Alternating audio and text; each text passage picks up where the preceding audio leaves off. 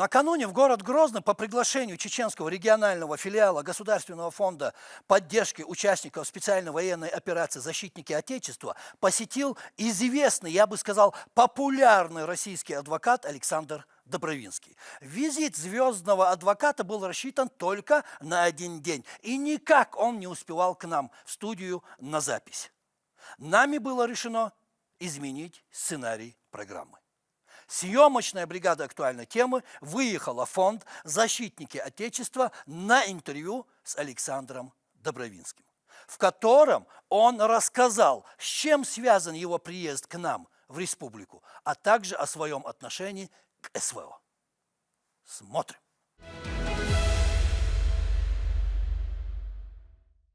Александр Андреевич, мы вас приветствуем. Чеченской Республике, Спасибо. Город Грозный. Очень приятно вас видеть. Спасибо большое. Говорю от души. А мне очень приятно здесь быть. Это, не знаю, может быть, моя 100-я поездка в Грозный, но такой важной еще не было, честно А когда скажу. вы в последний раз были в Грозном? Неделю назад.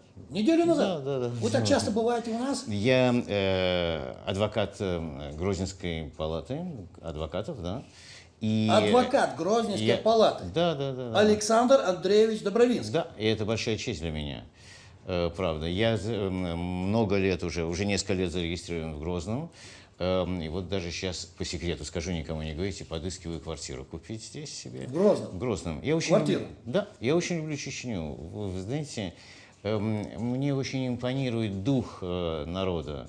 Мне очень нравится чистота города. Мне все нравится здесь. Ну вот, влюбился.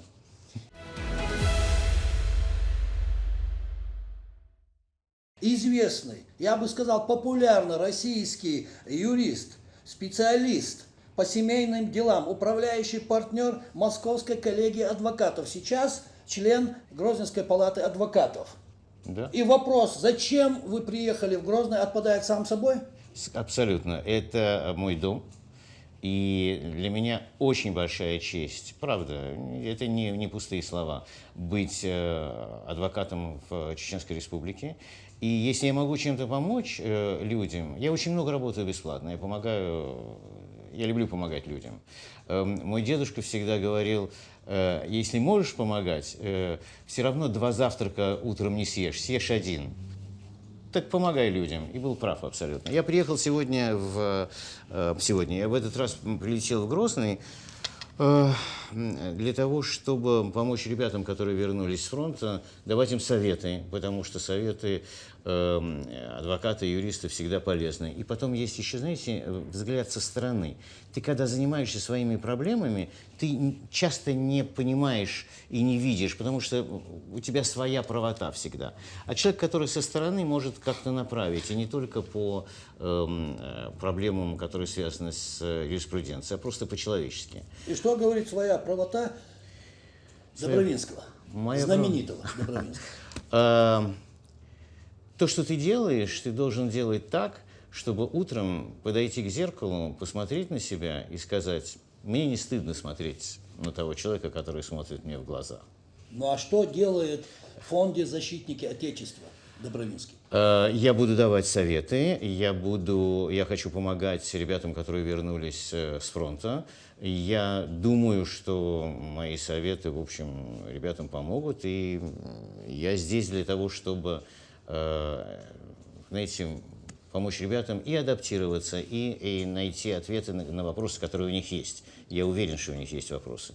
Звездный адвокат Добровинский будет помогать участникам специальной военной операции. Я считаю, что это абсолютно нормально. И это нормально? Да. А какого направления, вы считаете, будут вопросы сегодня? Я думаю, что обычные вопросы, которые я слышу от людей, которые возвращаются с фронта, это вопросы, конечно, которые связаны с адаптацией. Понимаете, люди, которые провели несколько месяцев на войне, они возвращаются, и им надо каким-то образом адаптироваться. И что делать дальше? Понимаете, я вам приведу пример. Прошу. Мой дядя провел в партизанах почти 6 лет. 6 лет. Во Франции жил. 6 лет провел, представляете, это много. Ему было 21, когда ушел, и в 27 он вернулся. Там война была с 39 по 40, почти по 45, да, по 44. И когда он вернулся, он лучшие свои годы провел в лесу практически, понимаете. Он растерянный был, он не знал, что делать. Профессии нет, он умел только стрелять из-за угла, как он говорил, да. А что было делать дальше? И все, что нужно человеку, который адаптируется в среде, к которой он уже не привык или от которой он отвык, ему потребовалось несколько лет. И мои разговоры, я очень любил своего дядю, и мои разговоры с ним как раз подтолкнули меня к тому, чтобы я приехал и попробовал помочь. Помощь государства какая есть, да? Какие фонды могут быть, помогать, что с семьей, какие могут быть вопросы, жилищные вопросы могут быть, пенсия, очень важный момент и так далее. Я думаю, что все эти вопросы будут, и это нормально, это человеческие вопросы, на которые надо отвечать и надо помогать. И ваша помощь, она будет актуальна на сегодняшний день? Я уверен.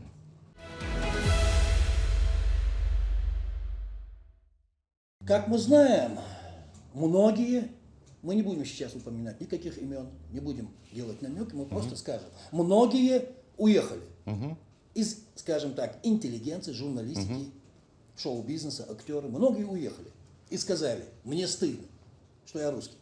Мнение Добровинского. Вы знаете, какое дело? Я слишком долго прожил за границей. У меня мама француженка вообще. И я слишком долго прожил за границей, чтобы ценить Россию. Мир перевернулся. И сегодня там нет никакой демократии на Западе, вот этот самый знаменитый Объединенный Запад. Там есть цензура слова, там нет свободы. Я очень хорошо знаю, там нет, что там происходит, потому что много друзей, которые плачут.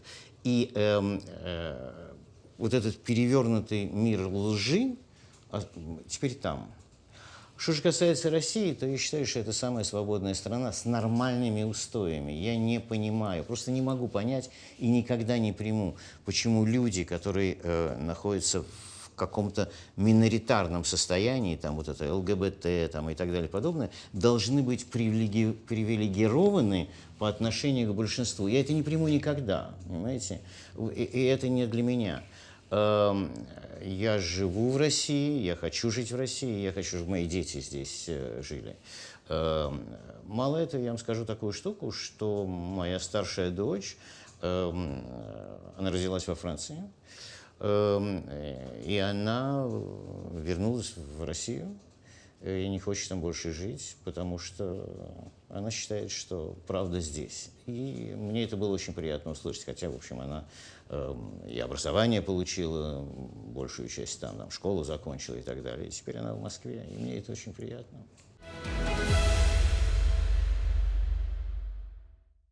Отношение Добровинского, известного адвоката, к СВО. Ваше мнение? Мое мнение очень простое. Я считал и считаю, что наша страна находилась в опасности уже несколько лет. Эта опасность была многоплановая. Первое – это то, что наша экономика слишком зависела от западных поставок, всяких и разных. Мы не развивались, не случайно, по-моему, Валентина Ивановна Матвиенко с ужасом сказала, что, когда началась СВО, да, с ужасом сказала, что мы обнаружили, что у нас нет производства гвоздей. Покупаем гвозди за границей и не делаем сами.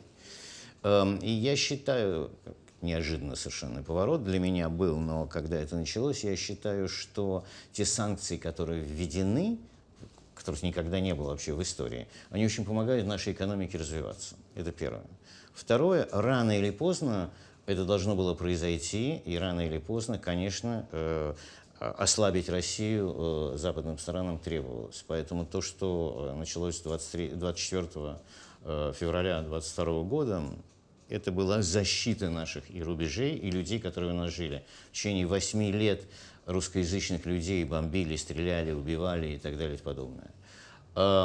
к сожалению, Украина, которую я очень, кстати, люблю и очень хорошо к ней отношусь к народу украинскому, да, и в Одессе я провел много-много своих каникул, у меня там полно родственников. К сожалению, это стала страна такого, знаете, нацистского направления. Но это страна-марионетка, безусловно. И то, что произошло, трагично, но, к сожалению, этого нельзя было избежать. Как Добровинский оценивает создание фондов защитников Отечества? Видите, я начну немножко издалека. Прошу. Когда скончался мой отец, а он погиб, мама была беременна мною на 2-м месяце. Когда скончался мой отец, его лучший друг, с которым они вместе прошли всю войну, инвалид, которому они поклялись дружить всю жизнь вместе, меня усыновил. Он никогда не жил с моей мамой, боже упаси, он никогда бы не посмел ни предложения сделать, ничего. Он жил своей жизнью, но он меня усыновил. Герой Советского Союза, танкист, без одной ноги. Он прожил 101 год, представляете? 101 год. Один из первых танков, который ворвался в Берлин, ну, герой. Он сказал мне, он рассказывал мне ужасные вещи, которые, к сожалению, происходили в нашей стране после войны. Например, существовал некий остров для инвалидов, которые вернулись с войны. Я не знал об этом. Люди без рук, без ног, чтобы они не пугали население, их выселяли куда-то, и они там бедные жили и умирали. Когда он мне это рассказывал, знаете, я еще мальчишкой был, у меня волос было много, не как сейчас. Они вот так шевелились, потому что я не мог это представить. Я почему о нем говорю, потому что отца не застал, а застал вот своего приемного, которого совершенно обожал. Не так давно умер, к сожалению. И вы знаете, он рассказывал мне, что каждый год он ездил навстречу однополчан. Они помогали друг другу. И когда ему было где-то 92-93 года, он мне сказал: ты знаешь, я первый раз приехал навстречу однополчан и был один.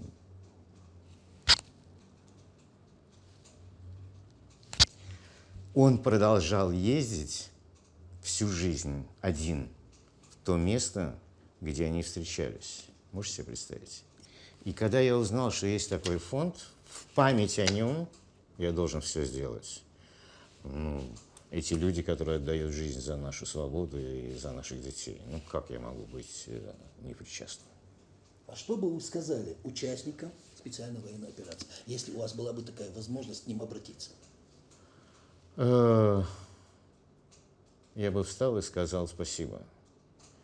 Что могу и чем могу помочь от лица моей жены, детей, всех моих друзей, еще раз спасибо. И рассчитывайте на меня. Что еще могу вам сказать?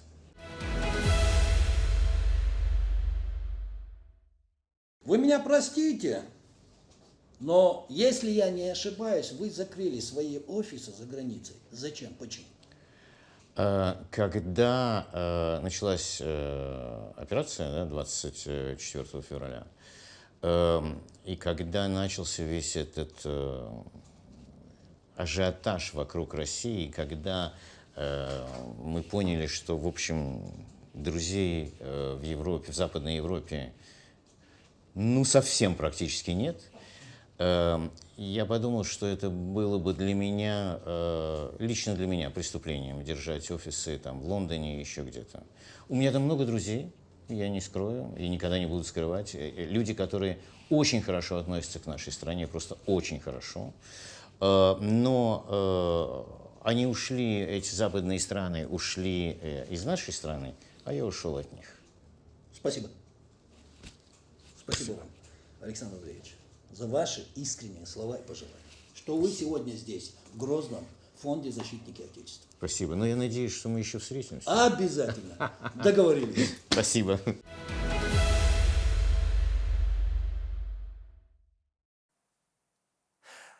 Итак, дорогие друзья, вот такое вот интервью у нас получилось с известным адвокатом Александром Добровинским. Это была программа «Актуальная тема» на телеканале «Войнах». И я, Зурушев, моя фамилия. Зовут меня Ламали. Не болейте, будьте здоровы.